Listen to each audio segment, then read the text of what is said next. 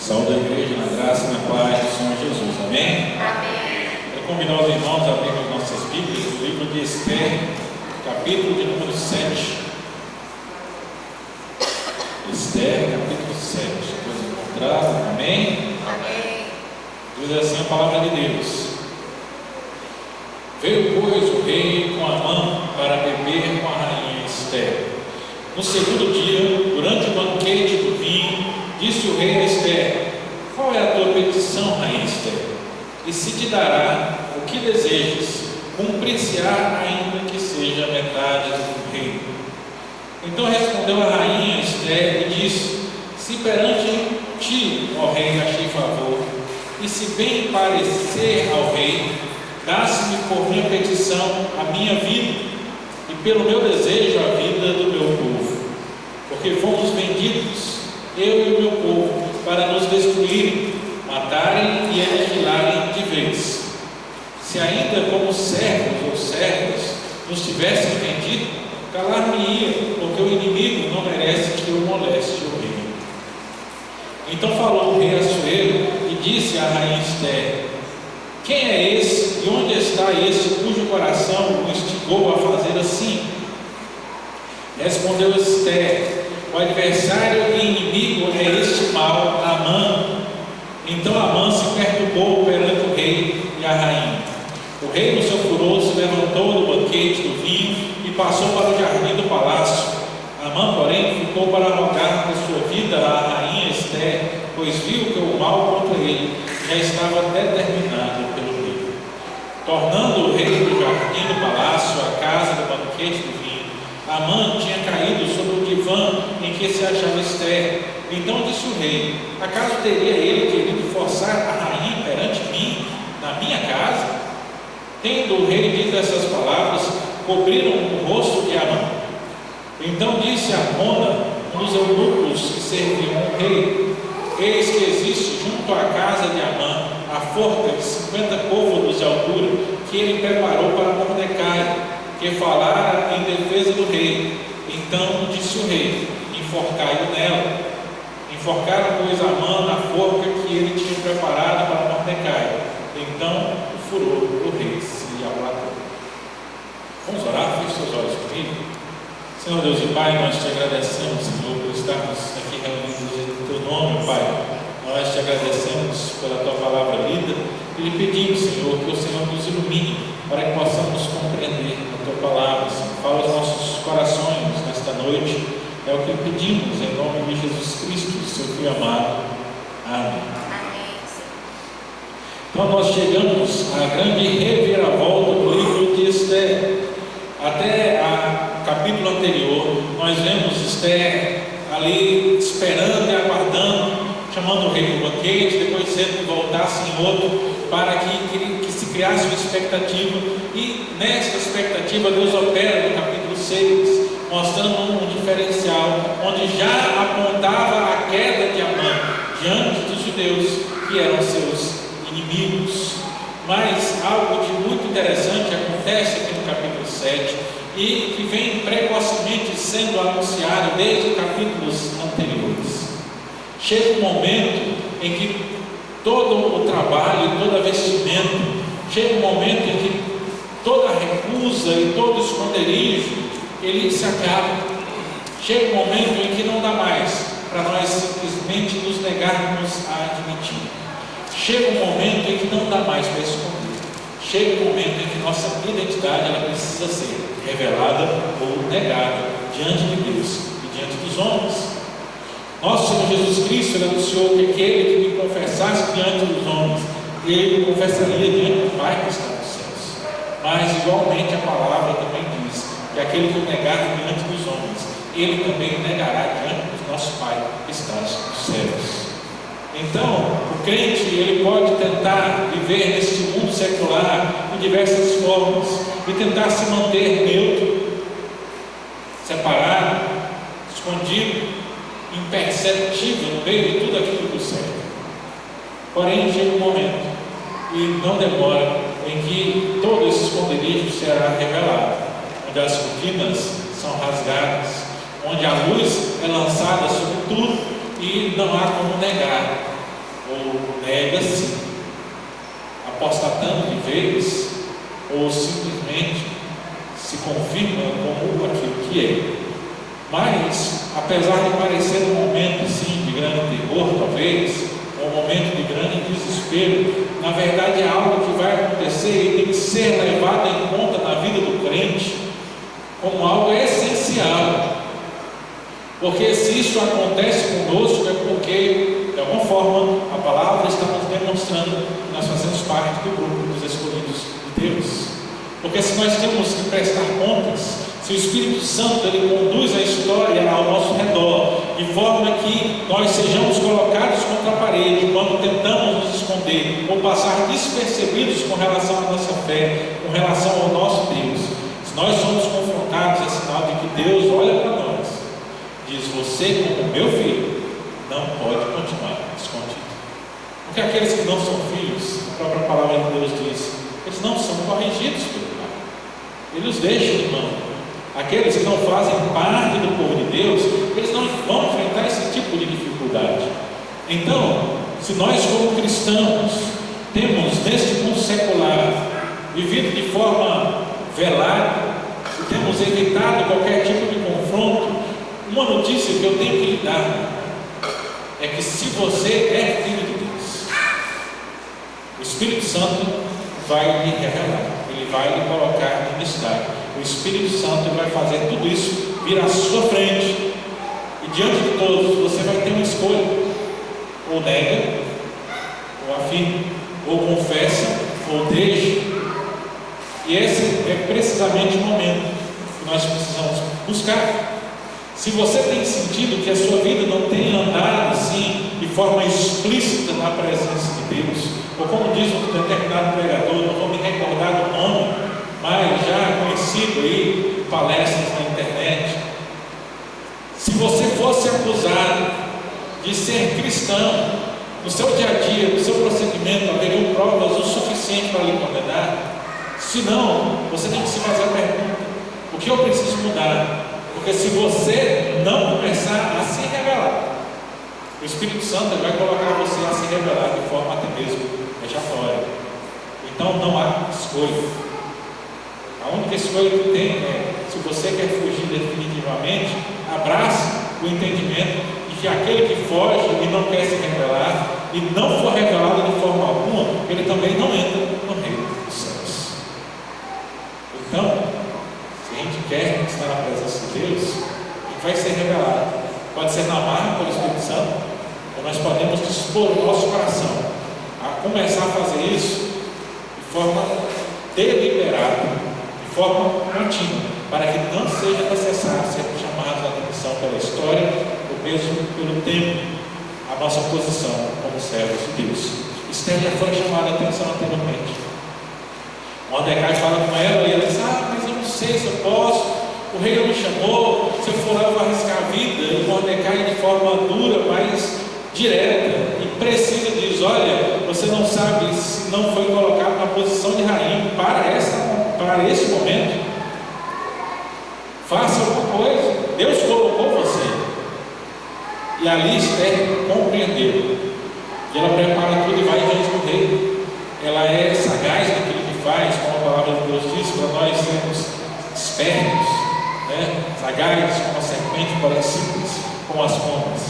E ela chega dentro do rei, chama um banquete, o rei querendo saber, ela deixa o rei no suspense, mas agora chega um momento. Mas para libertar o seu povo, Esther vai precisar primeiro se colocar em perigo. E aqui não é o perigo de comparecer diante do rei ou qualquer outra coisa, mas aqui é um decreto assinado pelo rei. E esse decreto diz que dali a alguns meses, a gente faz uma média de pelo menos 10 meses, que é a contagem se faz, contando que algum tempo já se passou desde o começo de toda essa trama. Tinha um dia já marcado, aqueles meses à frente, em que qualquer um poderia matar um judeu, não importa quem ele fosse. E o decreto atingia Esther também, só que não atingiria se ninguém soubesse que ela era judia. Porém, para poder salvar o seu povo, ela precisava se colocar também na Bíblia, ela precisava dizer: eu também sou judia. E o que ninguém tinha feito, o que Mordecai tinha dizendo: olha, não revele a sua nacionalidade. Agora ela tinha que fazer diante do rei e diante justamente do maior inimigo, aquele que tinha orquestrado tudo isso, Amã. Isso ela faz diante do rei. O rei, quando no versículo 2, ele diz: olha, peça a rainha Esther. Pela terceira vez, o rei diz: ainda que seja a metade do reino, eu posso lhe conceder. Mas o pedido dela não era nada tão grande assim, não era a metade do reino, ou algo tão dispendioso. Mas ela diz: ó rei, se eu achei vencer perante o rei, conceda o meu pedido. E o pedido dela era a minha vida e a vida do meu povo. É claro que aqui é uma crise diplomática que nós não vamos tratar aqui. Isso vai ser tratado nos capítulos posteriores. Porque o decreto assinado pelo rei Medo-Persa, ele não podia ser revogado. Então o rei não podia simplesmente mandar outro decreto dizendo: agora a cancelar daquela ordem de matar os judeus. O rei não podia fazer isso. Mas o meio precisava ser encontrado. Mas para encontrar o meio, a primeira coisa que tinha que haver era disposição. E era o que ela buscava diante do rei, era essa disposição. Mas ela tem que colocar. Agora, repare aqui a diferença de tratamento. Isso mostra que nós não precisamos admitir os princípios do mundo para conseguir vitória diante de Deus, para que Deus nos conceda o alívio que nós necessitamos. Quando Amã chega diante do rei, o rei pergunta: o que se fará ao homem quem o rei deseja honrar? Ele já começa assim: ó, faça assim, rei. Pega o cavalo, pega as vestes reais, e ele não dá uma sentença que é comum naqueles tempos a todos os reis. E Esther usa de toda a humildade, apesar de ser a rainha. Mas ela diz: se perante ti, ó rei, eu achei favor, quer dizer, se é favorável, e se bem parecer ao rei. Essa era uma frase que estava em toda a resposta. O rei perguntava: o que eu devo fazer? Aí alguém dizia: se bem parecer ao rei, faça desse jeito. Ninguém falava: faz assim, rei, porque soava como uma ordem. Ninguém dava ordem do grande Assuero. Mas Esther, de forma humilde, ela disse: se bem parecer ao rei, decidi por minha petição a minha vida, e pelo meu desejo a vida do povo. Ela finalmente faz o pedido. É bem menos do que metade do reino, mas ainda assim ela se coloca como parte do povo que havia sido decretada a sua destruição. Ela esclarece isso muito claramente no versículo número 4. Diz: nós fomos vendidos para nos destruírem e nos aniquilarem, exterminar de nós. Ela diz: ó rei, se tivéssemos vendido para a gente ser servo, ser escravo, eu nem perturbaria o rei com isso, mas o inimigo quer nos matar. E acontece aqui vamos dizer assim, uma jogada. Aqui o termo jogada nos nossos dias ele parece algo sempre de forma ilícita, algo ilícito, algo que não é normal, mas um belo posicionamento, vamos dizer aqui nesse termo. Amã, quando pega a destruição dos judeus, ele não fala qual povo ia ser destruído, ele só fala: existe um povo, e é o rei, na impessoalidade, com as qualificações ruins que Amã traz para ele, diz: então pode fazer o que você quiser desse povo. Quando o rei vai falar com Amã que quer honrar Mordecai, ele não diz o nome Mordecai, ele fala: o que farei ao homem a quem o rei deseja honrar? Você vê que é algo costumeiro nos ciclos de poder. Eles omitem alguma coisa, não há clareza. Mas a falta de clareza não quer dizer uma jogada suja, mas é uma forma de expor a situação, sem que a situação fique explícita. Para quê? Para que prioritariamente as pessoas não tomem partido. Esses dias eu estava vendo um comentário aí, se não me engano, o cantor, está nas manchetes do cantor Ed Mota, tem uma confusão no restaurante, e aí o humorista estava fazendo um comentário, eu achei interessante ele falando: e agora, o que é que você vai falar sobre isso? Qual será a sua reação? E ele brinca com a situação do Brasil. Ou é melhor você esperar o Ed Mota primeiro declarar que lado político ele faz parte? Porque parece que hoje as pessoas, quando sabem quem é, eles se posicionam de forma diferente, dependendo de como é a pessoa. Não, ele concorda comigo, é a minha direção, ou é dos inimigos. E aí muda, e eles fazem aqui justamente a declaração para tirar disso. Às vezes a gente fala: ó, fulano aconteceu. Já imaginou se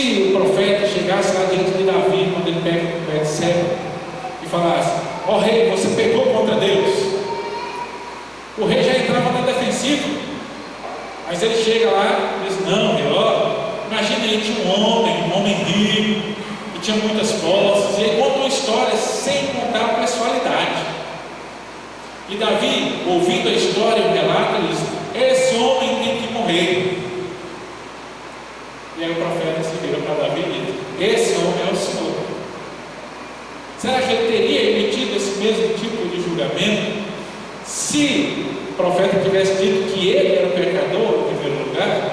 Com certeza não teria a mesma ênfase, ele poderia se envergonhar da mesma forma, mas as palavras que saíram da sua boca talvez não fossem tão enfáticas com relação ao castigo. E aqui Esther segue a mesma coisa que Amã fez, a mesma coisa que o rei fez também quando começou com Amã, e agora a rainha diante do rei diz: olha, nós fomos vendidos.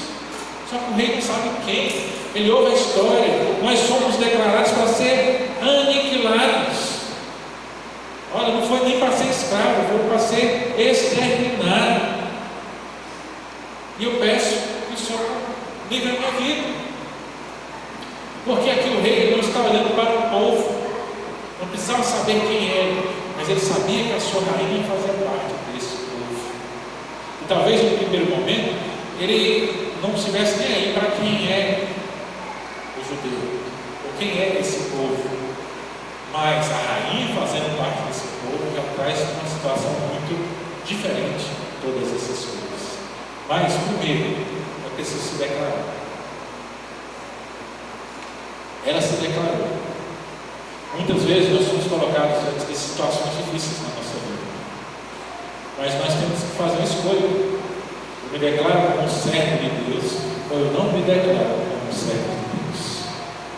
Será que se eu falar que eu sou crente, as pessoas vão achar ruim ou vão achar bom? Será o que é que vão dizer? E aqui a palavra nos chama a atenção, porque eu tenho que ser consistente com aquilo que eu penso, com aquilo que eu creio. Se tem alguma coisa que eu faço que eu acho que pega mal, as pessoas sabendo que eu faço, eu dizer que sou crente, então na verdade eu já tenho uma resposta que eu não deveria estar fazendo uma coisa. Porque a palavra diz que os homens, eles fazem aquilo que é terrível, em oculto, na escuridão, quando há penumbra, quando não se pode ver. Mas é vergonhoso algumas coisas serem feitas à claridade, à luz do dia. Mas o crente ele não deve ter do que se envergonhar, ele deve se posicionar. E quantas vezes, mesmo em pequenos acontecimentos, nós somos colocados, e às vezes a gente tenta fazer como Pedro. Lembra lá de Pedro? 3 vezes antes que o galo cantasse, ele não falou assim: não, eu não quero nem saber. A pessoa falou: não, você parece com Deus. Ele diz: eu não sei do que é que você está falando. Ele não diz: eu detesto esse povo. Eu não tenho coragem de dizer isso. Mas ele diz: eu não sei o que você está falando. Não tem nada a ver esse negócio aí. Deixa quietos essa conversa. É mais ou menos nesse sentido. Mas nós precisamos ser confrontados e precisamos confrontar. Esther diz: olha, eu faço parte do povo que foi decretado a ser destruído. Nós precisamos muitas vezes nos colocar na linha de frente para poder cumprir a ordem e a palavra de Deus. Assim como Esther, nós precisamos ver o lugar que nós estamos, entender que Deus nos colocou lá com um propósito. Será que nós estamos cumprindo o propósito de Deus no lugar onde Ele nos colocou? Será que nós estamos nos posicionando ou a gente está deixando para depois? É preciso olhar o exemplo de Esther, nos posicionar. Porque é fácil se posicionar quando está tudo bem, né? É fácil ser quem é quando Amã chega lá diante do rei, como primeiro-ministro: olha, eu sou o primeiro-ministro, o rei não tem ninguém melhor do que eu estou à frente de todos, ó, e tem um banquete que a rainha convidou e só vai estar eu e o rei. Olha que exclusividade. Ele nem está ligando que ele está segurando vela, é a rainha e o rei. E ele está ali no meio do negócio. Mas ele diz: só eu sou exclusivo. Ele se achava tanto que quando ele chegou diante do rei, o rei disse: olha, eu quero honrar alguém que acha, sou eu. Então é fácil você estar quando as coisas estão em cima. Mas quando a situação vira, é fácil ser rainha, enquanto está desfrutando dos benesses do palácio, e onde parece que essa legislação não poderia atingir, mas agora se colocar na situação diversa, confiando somente na palavra de Deus. história de Esther nos mostra no capítulo 6. Os seus gritaram enquanto dormem. Ali é um vislumbre para que hoje nós possamos olhar para o capítulo 7 e entender. Olha, eles já entenderam, eles precisam entender. E nós precisamos também entender, nos colocar à disposição, mesmo quando a situação não pareça favorável. Porque quem muda é quem não é servo de Deus. Olha o versículo 5.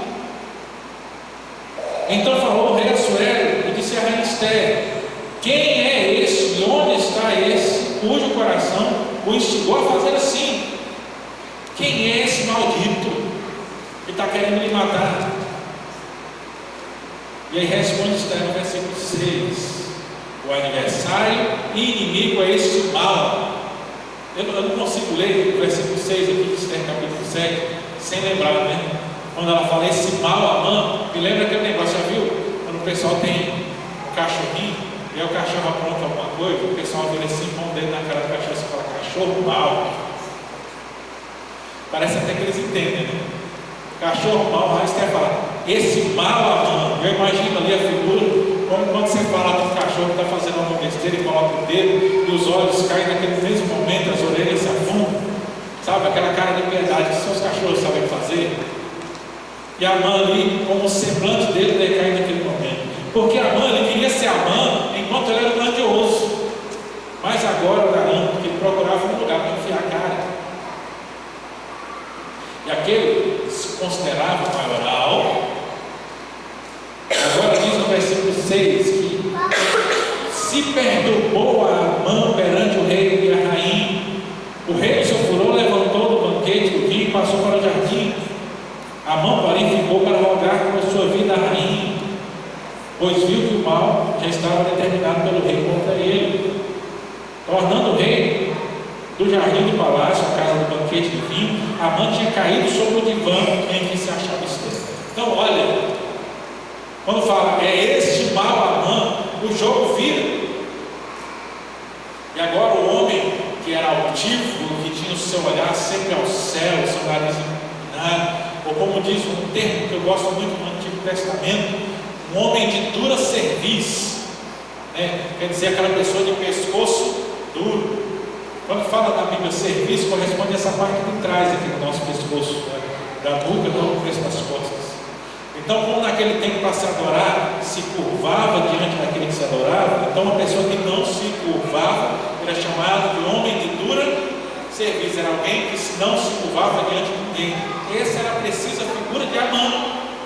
Mas agora o homem emplumado, de peito estufado, queria ser grandioso, e para ele não bastava matar Mordecai, não bastava pendurar uma forca, ele tinha que fazer uma forca com 50 côvados de altura, mais de 24 metros. Agora esse homem, ele está caído no divã que a rainha Esther estava. Esse homem se ajoelha, ele viu: agora é hora de me humilhar, porque a minha vida agora está correndo perigo. O servo de Deus, ele enfrenta as dificuldades e mantém a sua fé sabendo que Deus cuida dele. Nós precisamos fugir de ser como o não serve, como o ímpio, como o homem que não tem o Senhor. Porque o homem que não tem o Senhor, ele se porta de acordo com a circunstância. Se ele acha que tem algum poder, ele pisa nos outros. Mas quando ele vê que ele está na situação inferior, ele é muito condescendente. São pessoas que se moldam à situação. Se for favorável, eu posso ser bonzinho, mas se for favorável, eu posso ser ruim também. Esse era Amã. Tudo tinha virado. Amã foi descoberto. Aquilo que ele achava que podia fazer às escondidas com o povo judeu, agora é descoberto. E olha, para a surpresa dele, a rainha judia. Quem diria uma situação dessa? Ninguém poderia imaginar. Imagina se ele imaginar que Esther é sobrinha de Mordecai. Que isso aqui nem passa no relato sobre esse conhecimento da parte dele. Ele queria matar o povo judeu por causa de Mordecai, e a rainha sobrinha de Mordecai também é judia. Quem imaginaria uma coisa dessas? Porque se Amã imaginasse uma coisa dessa, ele nunca queria tentar matar o povo judeu, ou colocar no decreto que atingisse a rainha também, Ele ia tentar fazer uma artimanha. Por quê? Porque as pessoas desse mundo, eles são muito espertos. A própria palavra de Deus, ela nos diz, se não me engano, lá em Provérbios, que os filhos das trevas são mais hábeis em seu próprio tempo do que os filhos da luz. E esse é o grande mal. A palavra de Deus nos fala que o nosso proceder, ele deve ser sim, sim, e não, não. Nosso Senhor nos diz que o que passa disso vem do maligno. Mas, muitas vezes, os cristãos, por viverem muito no mundo, têm se moldado ao mundo. Tem que aprender o traquejo das coisas para sofrer menos. Tem que aprender o traquejo das coisas para conseguir tirar alguma vantagem, conseguir seguir em frente desse mundo tenebroso que nos segue. Mas o exemplo mistério vem nos mostrar que Deus tem um propósito em cada coisa. E no propósito de Deus está incluído nós permaneçamos fiéis. Não dá para ser como a mão, o peito tomado, mas quando a situação fica ruim, eles caem de joelhos. Nós precisamos ter convicção de quem nós somos diante do Senhor, assim como Esther. E aqui nós vemos o relato que mostrar que a mãe não tinha essa convicção. Ele se perturbou quando ouviu o seu nome citado, talvez o dedo apontado em sua direção. Ele tremeu quando ele sentiu o furor do rei, relatado no versículo 7. Quando o rei saiu do palácio, ele já entendeu. O final do versículo 7 diz: pois viu que o mal contra ele já estava determinado pelo rei. E agora a mão se joga sobre o divã, de joelho no chão. Imagina ali, aquele pequeno leito, né? O divã conhece aquele pequeno leito, um pouco levantado de um lado, onde a rainha se deita. Ali, ele aos pés dela, quase se esticando, dizendo: por favor, rainha, tenha piedade da minha vida. Eu estava ali se humilhando, tentando escapar vivo. É assim que fazem os covardes, é assim que fazem aqueles que não temem ao Senhor, andam de acordo com a situação. Mas a palavra de Deus nos leva a um terceiro fato, terceiro acontecimento. O rei, ele está aqui parecendo meio neutro, mas a gente sabe que o rei não é neutro. O rei, ele não teve problema de consciência nenhuma em exterminar um povo, desde que não desse problema para ele. Tem um povo que precisa ser exterminado, pode matar todo mundo. Se esse povo é problemático, não tem problema, mata todo mundo. O mundo que nos cerca está cercado, sem escrúpulos nenhum. Não espere escrúpulos deste negócio. E o rei demonstra isso. Aqui, ele está indo segundo a história. Se o mal, ele chega no rei, para o rei matar o povo, para ele tudo bem, o povo vai morrer. Se o bem chega ao rei e convence que ele precisa salvar alguém, ele diz: então vamos salvar. E assim que está o mundo ele é empurrado de acordo com o proceder daqueles que estão ao seu redor. Não ache que o mundo de repente ele vai achar legal você porque você é crente. As coisas elas são moldadas pelo poder. A grande questão é que nós temos aquele que é mais poderoso do que todos os deuses ao nosso lado. Só que ele vai nos abençoar se nós permanecermos fiéis. Então o rei aqui, ele muda, ele faz por quê? Porque a fidelidade de Esther é movida pelo coração de Deus. E o coração de Deus move o coração do rei. Tornando o rei no jardim do palácio, a casa do banquete, ele foi esparecer as ideias: o que é que eu faço? Como é que eu resolvo essas coisas? O rei estava furioso. Ele estava furioso não porque o povo judeu ia morrer, é porque ele foi enganado. Esse miserável do Amã me fez assinar um decreto para matar o povo da minha rainha. Eu fui enganado. A consciência dele está contra o extermínio de centenas e milhares de pessoas, mas a consciência dele é porque ele foi colocado numa situação vexatória e ele tem que fazer alguma coisa. A raiva dele está aqui. O capítulo aqui ele encerra sem dar um resultado realmente completo para o povo judeu. A gente tem só a derrota do inimigo principal, mas o decreto ainda permanece ao final do capítulo 7. Mas o rei está furioso, alguma coisa que precisa fazer. E aí alguns vão dizer: olha, o rei não acreditou, no versículo 8, realmente que Amã estava tentando Esther. Ele não era menino. Mas quando o rei ele entra no jardim pensando, o que é que eu faço? O que é que eu faço? Como é que eu resolvo? Eu tenho que fazer uma coisa com a Amã me colocou, senão que ele briga aqui. E aí quando ele entra, a Amã está prostrada no divã da rainha, talvez com as mãos nos pés da rainha. Ele diz, pronto, achei uma saída. Ele olha assim, no final do versículo 8 diz, então disse o rei, olha, ele pronunciou, não pensou, acaso teria ele querido forçar a rainha perante mim na minha casa? Olha, saída diplomática. Eu acuso a Amã de ter tentado violentar a rainha, e eu mato a mãe e ninguém vai me falar nada. Não vai ter nada contra mim. Você vai dizer, olha, o Amã foi engrandecido tanto que já estava achando que tinha direito à rainha. Tomou na cabeça. A gente não vê isso? As pessoas, dependendo daquilo que é contado, da história que é contada, as pessoas falam assim, bem feito. Às vezes a gente nem sabe o que aconteceu direito, mas são diretas. E o rei sabia que ele precisava manter ali a opinião pública. Os príncipes, o pessoal do lado dele, não podia fazer uma coisa muito doida, porque rei doido se mata. Rei doido se expulsa, então ele tinha que manter o posicionamento dele. Tanto é que, olha o que o versículo 8 diz, ele diz, teria ele tentado forçar, e ele acaba de dizer, já coloca um saco na cabeça da mão. Cobre o rosto da mão. No final do versículo 8, tendo o rei dito estas palavras, cobriram o rosto da mão. Aquilo ali era tipo, se alguém vai morrer, eles cobrem o rosto, agora só precisa definir como é que vai morrer. O carrasco já sabe. Então, o eunuco ele vai lá e cobre a cabeça de Amã, pronto, a mão já era. O rei encontrou uma falha ali, ele encontrou algo que ele podia usar, ele estava com raiva, Amã tinha que morrer, ele já sabia disso, por isso ele estava diante da rainha. O rei encontra a desculpa perfeita, e aí vem os eunucos, né? Então ali parece que ajuda, não ajuda, mas também fazem parte total do sistema. No versículo 9 fala que o eunuco chamado Arbona, ele diz, olha, o rei, tem uma forca que Amã construiu lá na porta da casa dele. E ele tinha construído, porque essa hora a notícia já tinha se espalhado, né? Porque ele fez no dia anterior da noite, de manhã cedo estava indo pedir para o rei para poder enforcar Mordecai. A notícia já tinha se espalhado, sabe?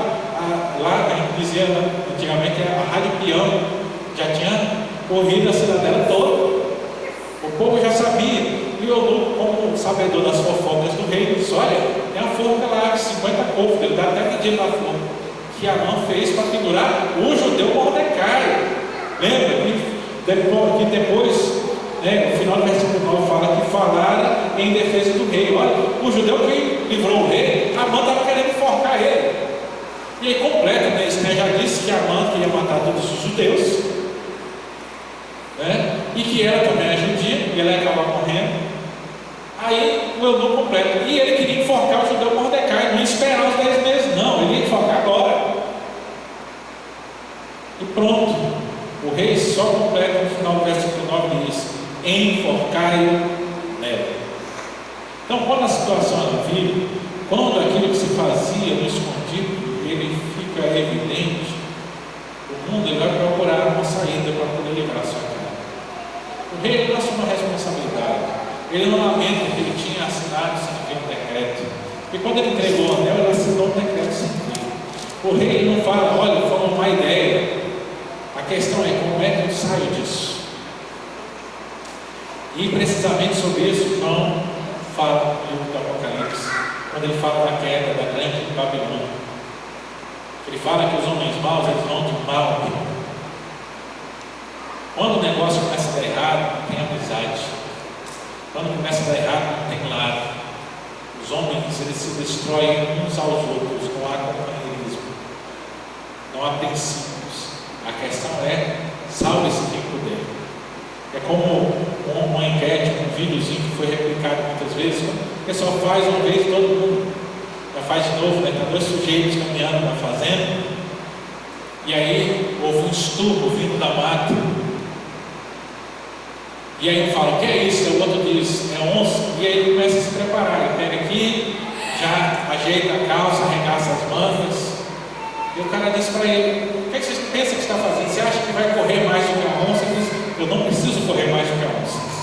só preciso correr mais do que você.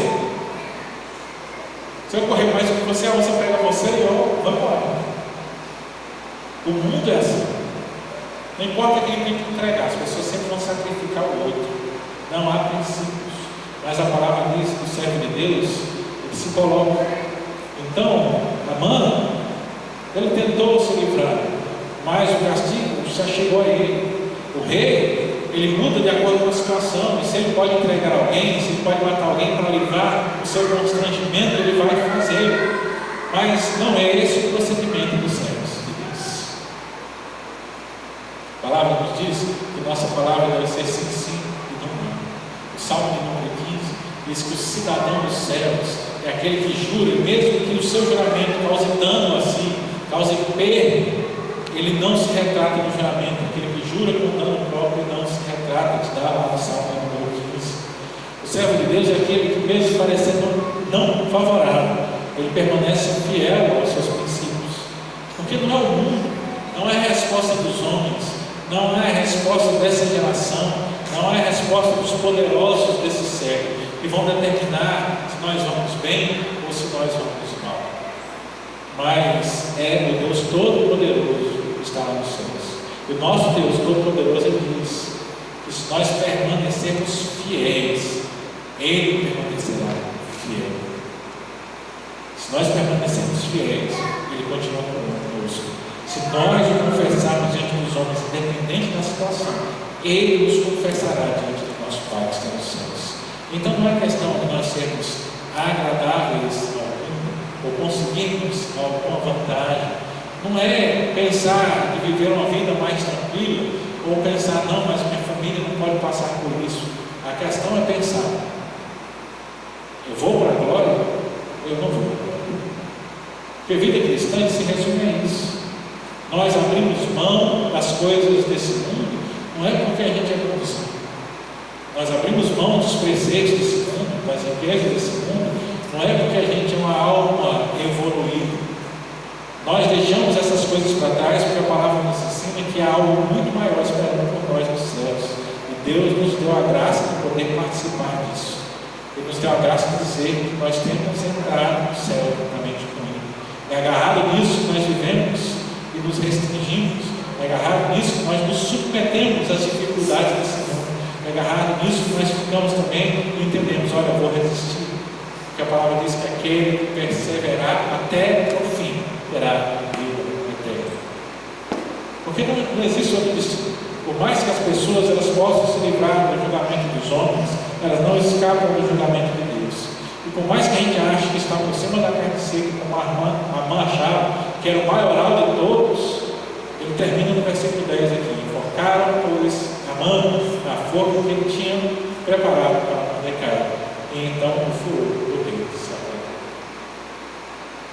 Aquilo que ele tinha preparado para o seu inimigo caiu sobre ele. E aí cumpriram as palavras. Olha como Deus usa até os ímpios para poder falar o que ele diz. No capítulo 6, o que é que a mulher de Amã fala para ele? Se Mordecai é judeu, perante o qual você já está caindo agora, você não vai conseguir prevalecer contra ele. As palavras justamente se cumprem. Amã não prevaleceu. Isso aqui demonstra que o julgamento de Deus ele está aí. Ele vem no tempo dele. Não tem a ver com o tempo que a gente acha necessário, se é cedo ou se é tarde. Mas aqueles que não seguem a Deus, eles enfrentarão o julgamento divino. Mas se nós seguimos a Deus, a palavra diz que nós não seremos julgados, mas passamos desta vida para a próxima, diante do Senhor. Então nós somos chamados a pegar o exemplo da Esther, que apesar de vermos aqui, em nenhum momento ela falar ou citar o nome de Yahvé, mas a clareza da presença de Deus, os acontecimentos que aqui são relatados, para mostrar se nós permanecemos fiéis e não negarmos a quem nós servimos supremamente, Ele também fará, como diz no nosso catecismo, os nossos inimigos serão os seus inimigos, e os seus inimigos serão os nossos inimigos, e Ele dará a nós. Vamos fechar os nossos olhos? Senhor Deus e Pai, nós te agradecemos, Senhor, por estarmos aqui reunidos em teu nome e pela história que estamos escorrendo aqui, passar os dias, Pai. Nós pedimos ao Senhor os exemplos de Esther, de se posicionar, os exemplos que nós vemos em Amã, naquilo que não devemos fazer, ou mesmo a indiferença que é demonstrada, ser evitado, que aparece no rei Assuero.